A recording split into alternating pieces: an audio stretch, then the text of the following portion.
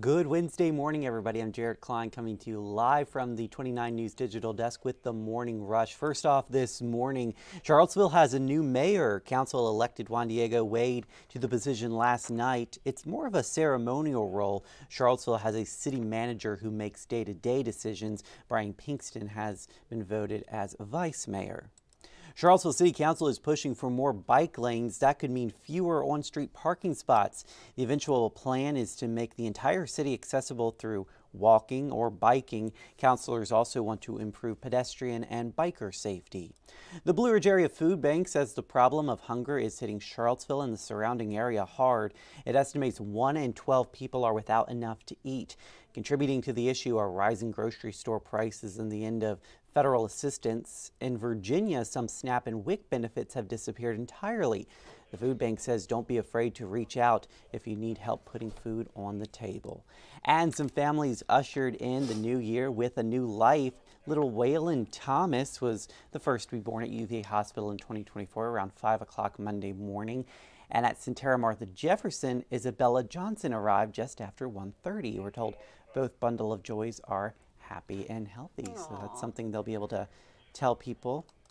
Cool story they have. Yeah, and speaking of babies, a new study finds that spending time with your children, especially from fathers, paternity leave is actually is beneficial. It changes the brain.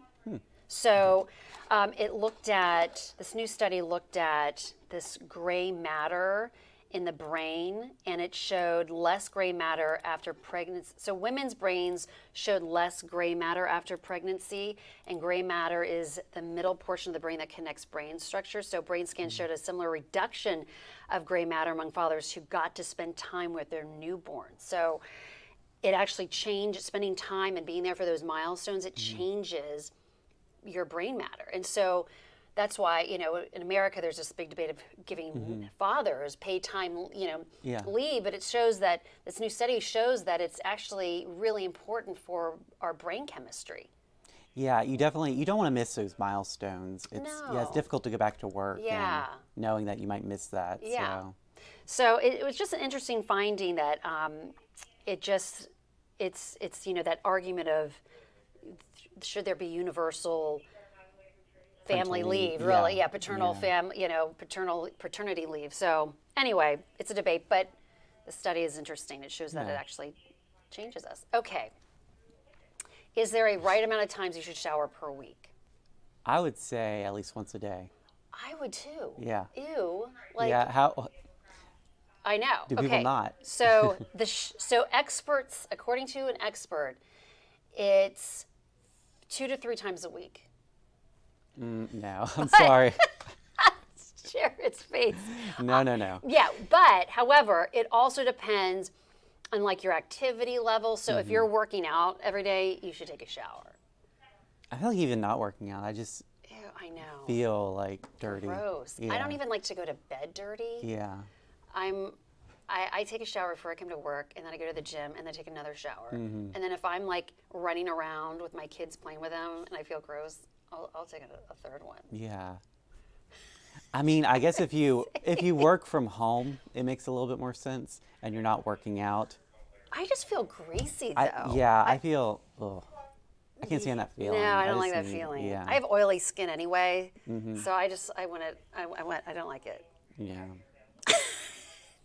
We talk about quite frequently back in the day, we probably couldn't live because people didn't bathe as often. And people smelled. And yeah. I would have been a nun. Sorry. Okay. All right, moving on now. So, in England, fish and chips, it's like, I feel like it's like pizza for Americans. Yeah. It's like they're fat, they eat it constantly. It's the dish.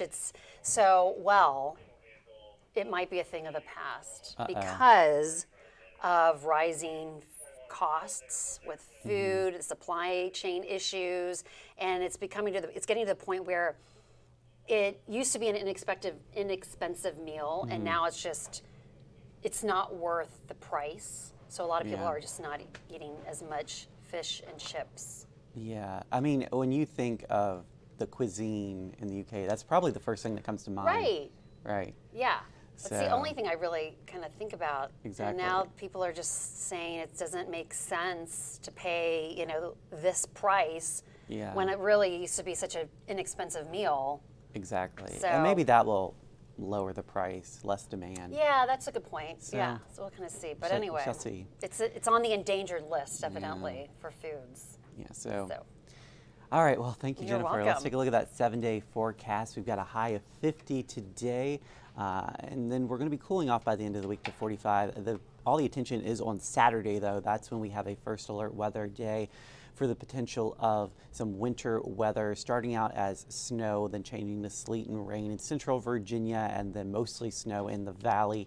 That's the current forecast. Of course, things can change a lot over the next 3 days, so stay with 29 News and download the Storm Team 29 weather app for the latest as we continue to track the progress of this storm.